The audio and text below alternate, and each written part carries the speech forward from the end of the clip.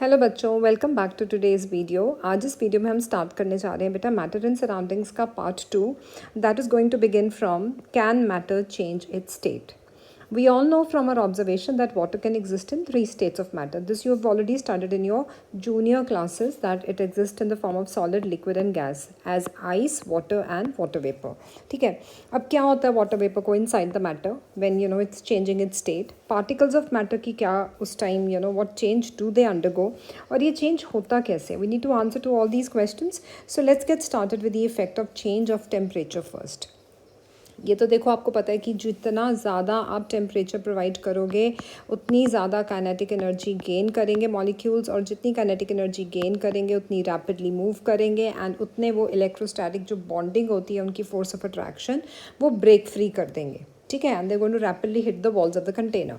So what we have taken here, हमने लिया 150 grams of ice in a beaker और उसको हमने एक लेबॉर्ट्री थर्मोमीटर के साथ सस्पेंड कर दिया and we know that the laboratory thermometer का जो बल्ब है वो किसके साथ कॉन्टैक्ट में आ रहा है, सिर्फ आइस के साथ, because it should not touch the bottom of the container. That is the pre requisite of carrying out the laboratory experiments while using a lab thermometer. ठीक है, अब आपने इसमें क्या करना बेटा, आप बीकर को हीट करना स्टार्ट करोगे लो फ्लेम में, टेम्परेचर नोट करोगे जैसी आइस मेल्ट होनी स्टार्ट हो जाएगी, और फिर टेम्परेचर नोट करोगे जब सारी की सारी आइस जो है वो वाटर में कन्वर्ट हो जाएगी। ठीक है, तो आपने अपनी ऑब्जर्वेशंस रिकॉर्ड कर लेनी है for the conversion of solid that is ice into liquid that is the water state. अब ग्लास रॉड डालनी है बीकर के अंदर, उसको हीट करो बीकर को, ठीक है, स्टर करते रहो, पानी इजीली बॉयल होना शुरू हो जाएगा। Okay, now you have to keep a very careful eye on the thermometer because आपको रीडिंग नोट करनी है कि जब सारा का सारा मोस्ट ऑफ द वाटर जो होगा वो वेपराइज हो जाएगा। अपनी ऑब्जर्वेशंस रिकॉर्ड कर लो जैसे से वाटर लिक्विड स्टेट में और लिक्विड से गैसियस स्टेट में गया। ठीक है, अब हमने ये जो एक्टिविटी करी है we are providing heat, right, correct, we are providing heat to the contents of the container. ठीक है, बीकर के जो कंटेंट्स हैं, जैसे ही आप टेम्परेचर इंक्रीज़ करते हो सॉलिड का, क्योंकि हमने यहाँ पे आइस ली हुई थी ना, तो मैंने आपको क्या समझाया था अभी, काइनेटिक एनर्जी जो होती है ना पार्टिकल्स की वो इंक्रीज हो जाती है। दैट इज़ काइनेटिक एनर्जी, मैं वापस बता देती हूँ क्या होती है। This is the energy that is possessed by any object by virtue of its motion. ठीक है, अब जब काइनेटिक एनर्जी इंक्रीज हो जाएगी तो पार्टिकल्स बहुत जल्दी जल्दी वाइब्रेट करेंगे and with a greater amount of speed. अब ये जो एनर्जी हम उनको सप्लाई कर रहे हैं ना इन द फॉर्म ऑफ हीट, ठीक है, kinetic energy that is supplied by the heat, ये किस चीज़ को ओवर पार कर जाती है, जो उनके फोर्सेस ऑफ अट्रैक्शन है जिससे वो एक दूसरे से जुड़े होते हैं। ठीक है, ये उनको ब्रेक डाउन कर देती है। अब पार्टिकल्स क्या करते हैं, जब force of attraction break down हो जाता है इनके बीच में तो they leave their fix position. ठीक है, जब अपनी फिक्स पोजिशन से they start moving freely all over the container, और एक ऐसी स्टेज आती है जब सारा का सारा सॉलिड जो है वो लिक्विड स्टेट में कन्वर्ट हो जाता है and this gives us a definition of a melting point कि जो मिनिमम टेम्परेचर है जिस पर एक सॉलिड कंप्लीटली मेल्ट होकर लिक्विड स्टेट में कन्वर्ट हो जाता है at the atmospheric pressure, that is called its melting point. Okay, the melting point of a solid is an indication of the strength of the force of the attraction between the particles. अब इसका मतलब क्या है, देखो every solid is made up of, जो भी हम solid particle solid state लेते हैं उसमें it is made up of very tiny particles, ठीक है, जिनको हम atoms या molecules कहते हैं, they're very tightly packed together. अब ये particles जो होते हैं ये कैसे held up है अपनी place में, because of the forces of attraction that I have mentioned number of times. They are the forces of electrostatic forces of attraction. ठीक है, उससे ये एक दूसरे के साथ बाइंडेड होते हैं। जितने स्ट्रॉन्गर फोर्स होंगे उतना हार्डर होगा इनको पुल अपार्ट करना। तो जब हम इस सॉलिड को हीट देते हैं ना, अभी जैसे हमने एक्टिविटी करी, जब हमने इसको हीट प्रोवाइड करी, जैसे हीट प्रोवाइड करेंगे तो एनर्जी आ जाएगी पार्टिकल्स के पास। अगर हम इतनी हीट दे दें कि पार्टिकल्स जो है वो बहुत जल्दी जल्दी मूव करने लग जाएँ, फाइनली अपने फोर्सेस को ब्रेक फ्री करके एक फिक्स पोजीशन से फ्री स्टेट में आ जाते हैं। तो जब सॉलिड मेल्ट होता है वो लिक्विड में कन्वर्ट हो जाता है and this is where the melting point of that particular activity और दैट बीकर इज़ अटेन्ड। ठीक है, जिस टेम्परेचर पे ये चेंज अकर होता है वो मेल्टिंग पॉइंट होता है। ठीक है, अब सॉलिड्स का मेल्टिंग पॉइंट जो होता है that is a very high melting point. High melting point मतलब इसको बहुत ज़्यादा हीट चाहिए होती है अपनी पार्टिकल्स को ब्रेक करने के लिए, तो फोर्सेस ऑफ अट्रैक्शन बहुत स्ट्रॉन्ग होते हैं। अगर मेल्टिंग पॉइंट लो होगा इसका मतलब पार्टिकल्स जो हैं they are not tightly held together, तो फोर्सेस ऑफ अट्रैक्शन वीक होते हैं। ठीक है, सो बेसिकली शॉर्ट में मेल्टिंग पॉइंट हमें क्या बताता है कि कितने ज़्यादा टाइटली अरेंज्ड हैं particles and how strongly are they holding hands with each other. जितना स्ट्रॉन्गर ग्रिप होगा उतना हाई क्या होगा बेटा, इनका क्या होगा, हाई मेल्टिंग पॉइंट, जितना स्ट्रॉन्गर इनका फोर्स ऑफ अट्रैक्शन होगा। ठीक है, क्लियर हो गया। अब मेल्टिंग पॉइंट ऑफ आइस कितना है बेटा, दैट इज़ 273.15 केल्विन। नॉर्मली हम जब कैलकुलेशंस करते हैं ना न्यूमेरिकल्स की तो 273 केल्विन लेके कर लेते हैं, because we have to show the conversion of Celsius to Kelvin scale और केल्विन टू सेल्सियस स्केल। ठीक है, अब ये जो प्रोसेस होता है ना जिसमें मेल्टिंग का प्रोसेस अभी हमने पढ़ा, व्हाट इज़ मेल्टिंग, सॉलिड से लिक्विड स्टेट में कन्वर्ट हो जाना, इसको हम फ्यूजन भी कहते हैं। ठीक है, फ्यूजन इसलिए बोलते हैं because we are talking about the force of attraction between the particles, how strong and how weak is the force of attraction that is binding them together. And जब सॉलिड मेल्ट होता है तो उसका temperature तो same रहता है।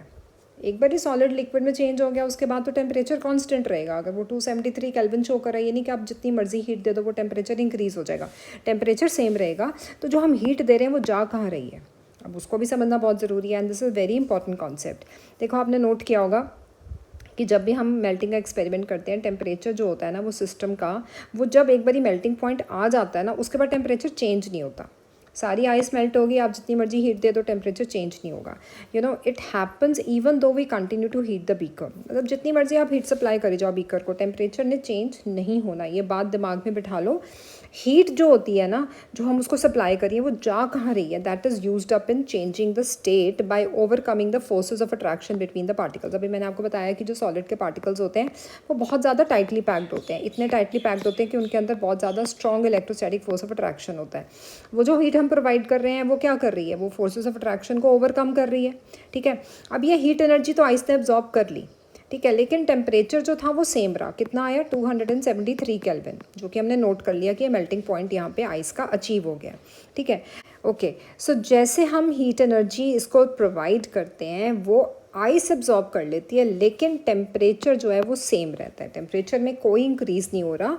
That means the heat that we are giving to the beaker, वो कहीं ना कहीं तो बीकर के कंटेंट्स में छुप रही है, and this is why we call it as a latent heat, क्योंकि लेटेंट का मीनिंग होता है hidden. So what is latent heat of fusion? We get a very wonderful and a very important definition from here.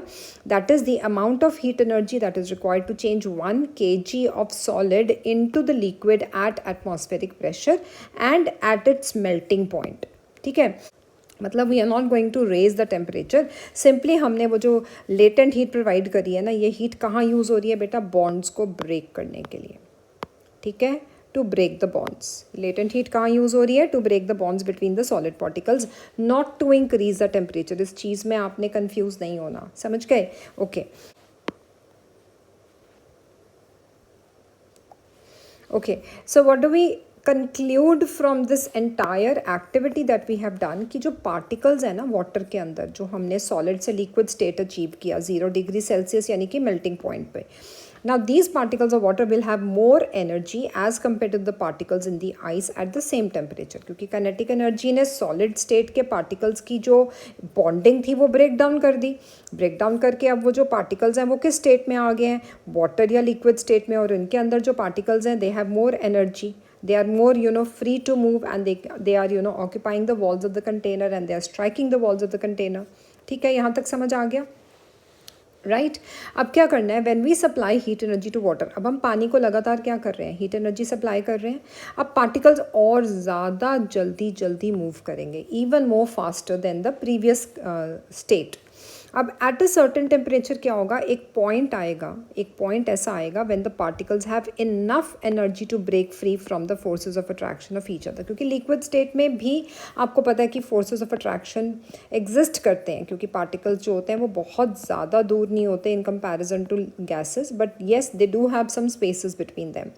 तो जितना भी इनके बीच में ये जो बॉन्ड होता है ना पार्टिकल्स के बीच में, इलेक्ट्रोस्टैटिक फोर्स ऑफ अट्रैक्शन, अब हमने इतनी ज़्यादा हीट प्रोवाइड कर दी है कि ये पार्टिकल्स के बीच में जो बॉन्ड होता है that is going to break. ठीक है, from the force of attraction they are going to get free because of the heat energy that is applied to it. अब इस टेम्परेचर पे क्या होगा, जब इतनी ज़्यादा हीट एनर्जी हम सप्लाई कर देंगे तो लिक्विड किस में चेंज हो जाएगा बेटा, गैसियस स्टेट में। और जो टेम्परेचर जिसमें लिक्विड गैस स्टेट में कन्वर्ट होता है और वो बॉयल होना शुरू हो जाता है एटमॉस्फेरिक प्रेशर पे, उसको क्या बोलते हैं बेटा, बॉइलिंग पॉइंट। बॉइलिंग क्या होता है, एक बल्क फिनोमेना है। ये आप 7th स्टैंडर्ड में 6th स्टैंडर्ड में कितनी बारी कर चुके हो, इवेपोरेशन एंड बॉइलिंग का डिफरेंस आता है। कि बॉइलिंग बल्क है, मतलब पूरा का पूरा जो पानी आपने लिया बीकर में वो एक साथ उबलना शुरू हो जाता है। It starts from the bottom of the beaker and it reaches the bubbles of the boiling water, they reach to the top of the surface of the water. ठीक है। तो ये टेम्परेचर जिस पे लिक्विड उबलना शुरू हो जाता है at the atmospheric pressure, that is known as the boiling point. And particles जो होते हैं ना पूरे के पूरे उस बल्क में, लिक्विड के बल्क में इतनी एनर्जी आती है कि वो वेपराइज होना शुरू हो जाते हैं, ठीक है।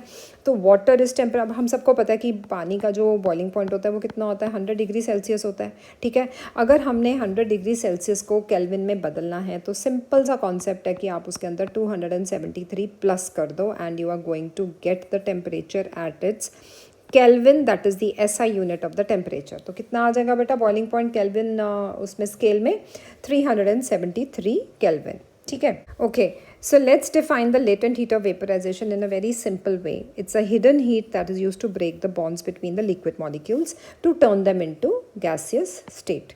ठीक है, अगर आप हीट कर भी रहे हो तो टेम्परेचर कांस्टेंट रह रहा है until all the liquid has converted into the vapour state. अब पानी मैंने आपको बताया 100 डिग्री सी पे बॉईल करता है, आप जितना मर्जी हीट कर लो टेम्परेचर राइज नहीं करेगा, it is only going to stay at 100 degree Celsius. तो एनर्जी किस में यूज़ हो रही है आपकी, जो आप सप्लाई कर रहे हो वो वाटर को किस में चेंज कर रही है, स्टीम में चेंज कर रही है, इसीलिए इसको क्या बोलते हैं, लेटेंट हीट ऑफ वेपराइजेशन। तो what is latent heat of vaporization, it is the amount of heat energy that is required to change liquid into its vapor state at its boiling point। Boiling point पे change करता है उसको, ठीक है, without changing the temperature, temperature में change नहीं आता, समझ गए। Particles in steam that is water vapour. Steam क्या होती है, भाप है, वाटर वेपर है। 373 केल्विन पे स्टीम के अंदर जो एनर्जी होगी वो पानी से ज़्यादा होएगी। क्यों होएगी, because of the latent heat of vaporization, क्योंकि उन्होंने एक्स्ट्रा एनर्जी एब्जॉर्ब कर ली है, ठीक है। अभी आपको नोट करते होंगे आप, स्टीम से आपको जो बर्न होता है ना वो बहुत ज़्यादा डेंजरस होता है in comparison to the boiling water,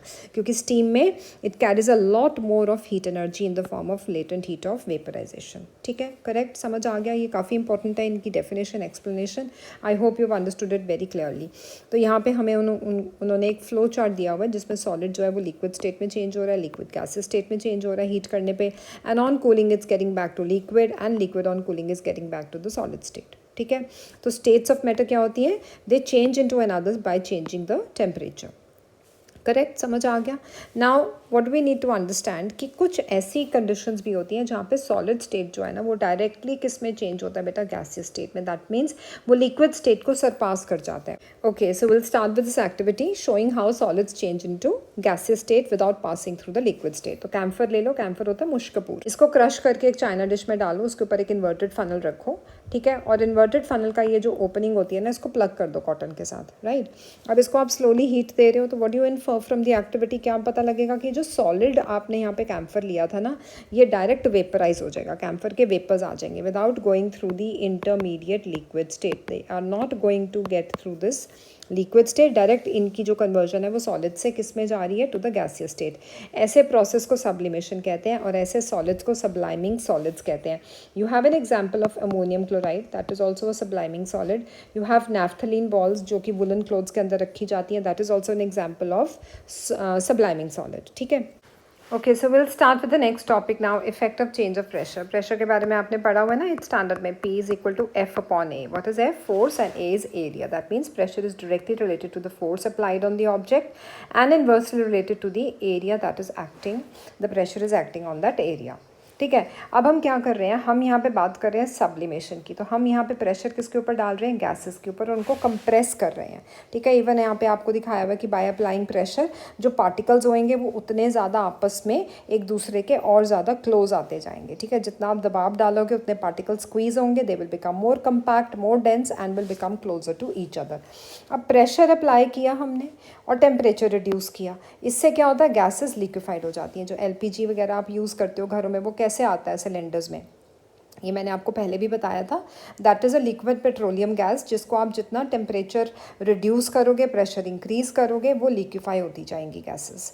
लेकिन यहाँ पे हम अब किसकी बात करने जा रहे हैं बेटा, सॉलिड कार्बन डाइऑक्साइड की, ठीक है। सॉलिड कार्बन डाइऑक्साइड क्या होती है, इसको ड्राई आइस कहते हैं। ड्राई आइस क्यों कहते हैं इसको, क्योंकि ये लिक्विड स्टेट से होके गुजरती नहीं है, ठीक है।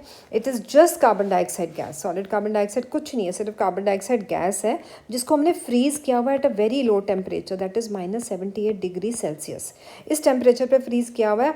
और ड्राई आइस जो होती है ना ये मेल्ट नहीं होती है, डायरेक्ट किस में चली जाती है, it gets converted into the gaseous state on decrease of the pressure of how much, 1 atmosphere, ठीक है, इस करके इसको ड्राई आइस बोला जाता है।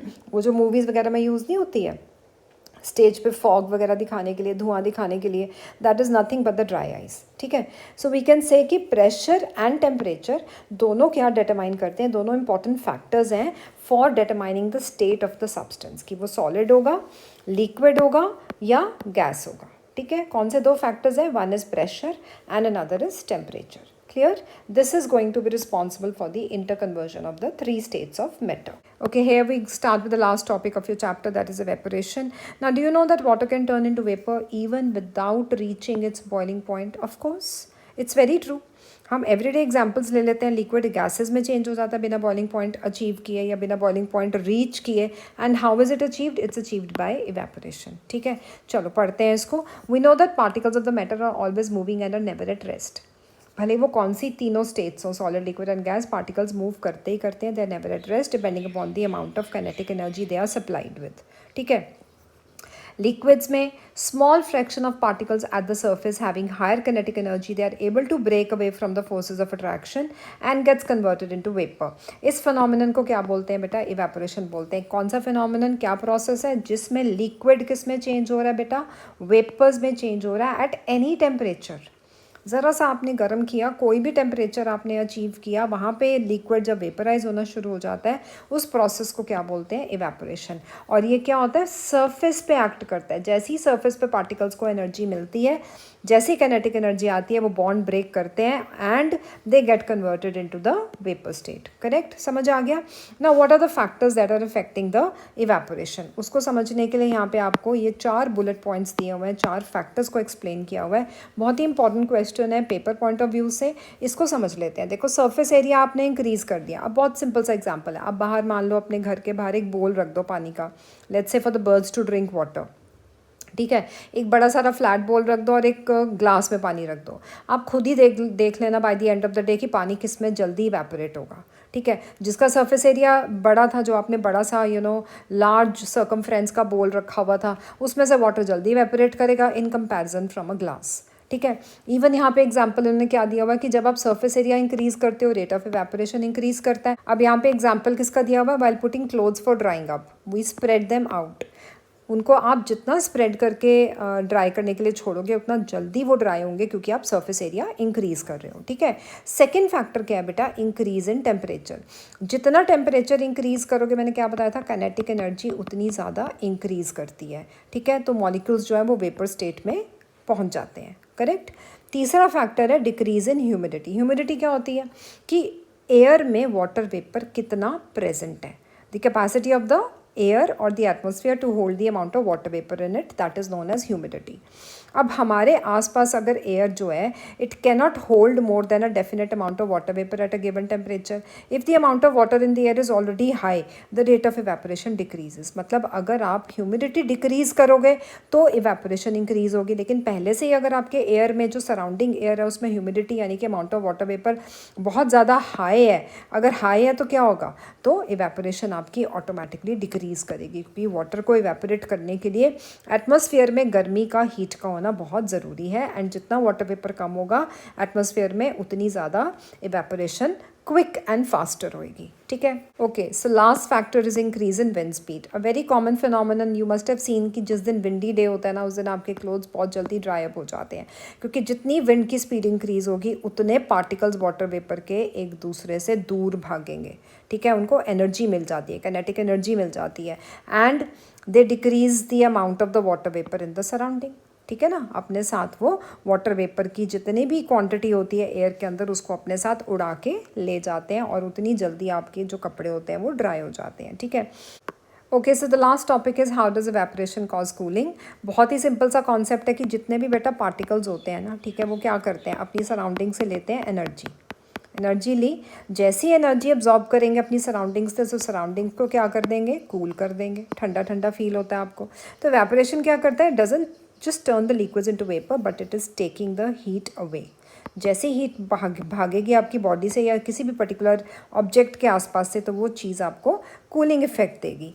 जैसे आप शावर या स्विम लेके आते हो तो when you step out of the shower और अ पूल तो थोड़ी सी चिल फील होती है ना, even on a warm day, क्योंकि वाटर जो आपकी स्किन पे है वो इवेपोरेट हो रहा है and that's taking the heat away from your body. ठीक है, okay, what happens when you pour some acetone on your palm. Acetone होता है ना नेल पॉलिश रिमूवर, इसके अंदर अल्कोहल होता है।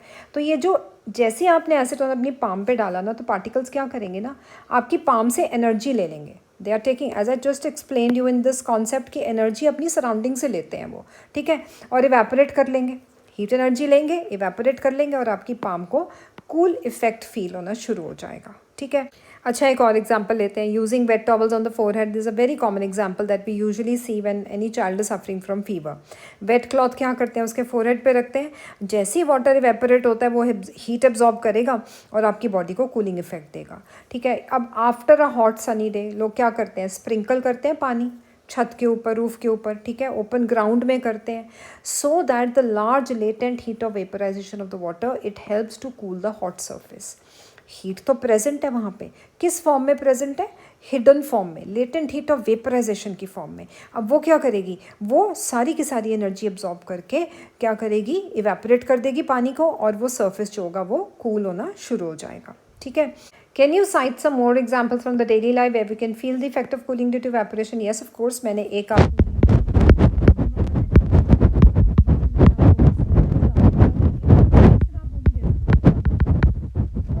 तो ये कॉन्सेप्ट होता है ना, पानी हम लोग अर्दन पॉट के अंदर डालते हैं, जो वाटर होता है वो स्लोली सीप करता है, उसके टाइनी पोर्स ऑफ द जो उसका क्ले मटेरियल होता है इवेपोरेट होता है और सारे पानी को ठंडा कर देता है। ठीक है, okay, during summers we perspire because of the mechanism of a body which keeps us cool. Sweating एक ऐसा तरीका है, पर्सपिरेशन एक ऐसा तरीका है जो आपकी बॉडी को कूल रखती है।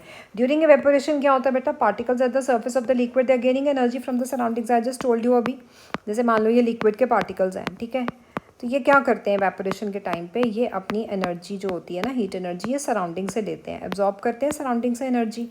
और उसके बाद क्या होती है, बॉडी सरफेस हो चाहे आपका कोई भी ऑब्जेक्ट हो, जब वो पानी यानी कि स्वेट आपकी सरफेस पे आएगा, वो क्या करेगा, वो कैसे इवेपोरेट होगा, आसपास की सराउंडिंग से हीट लेगा और किस में चेंज हो जाएगा, वेपर स्टेट में। And this is how you start feeling cool. Now the heat energy equal to the latent heat of the vaporization is absorbed from the body, leaving the body cool. Body को ठंडक महसूस होती है जब आपकी body से जो hidden heat of vaporisation है वो सारी की सारी एब्जॉर्ब हो जाती है ड्यूरिंग पर्सपिरेशन। तो कॉटन तो वैसे ही it's a good absorber of water, it helps in absorbing the sweat. And जितना आप एटमॉस्फेयर को एक्सपोज, आपकी बॉडी एक्सपोज रहती है, उतनी जल्दी आपकी जो इवेपोरेशन है वो क्विक होती जाती है। ठीक है, okay, now the last concept says that why do we see the water droplets on the outer surface of the glass containing ice cold water। Condensation आपको प्रोसेस पता है ना, जैसे ही वेपर्स आपके एटमॉस्फेयर के वेपर्स किसी कोल्ड सरफेस के contact में आते हैं तो वो वाटर ड्रॉपलेट्स में चेंज होना शुरू हो जाते हैं। अब आपने एक टम्बलर के आउटर सरफेस पे वाटर ड्रॉपलेट्स देखे, वो भी अगर आइस कोल्ड टम्बलर है, तो वाटर वेपर जो एयर में प्रेजेंट होंगे कहाँ आएंगे, वो जब इसकी कॉन्टैक्ट में आएंगे, कोल्ड सर्फेस के कॉन्टैक्ट में, एनर्जी सारी लूज कर देंगे और किस में कन्वर्ट हो जाएंगे, लिक्विड स्टेट में। That is why we see the water droplets on the outer surface of a cold tumbler. ठीक है, सो we finish your chapter here and will meet in the next video with the blue box questions. Till then stay connected, stay tune to my channel and don't forget to like, share and subscribe. Thank you.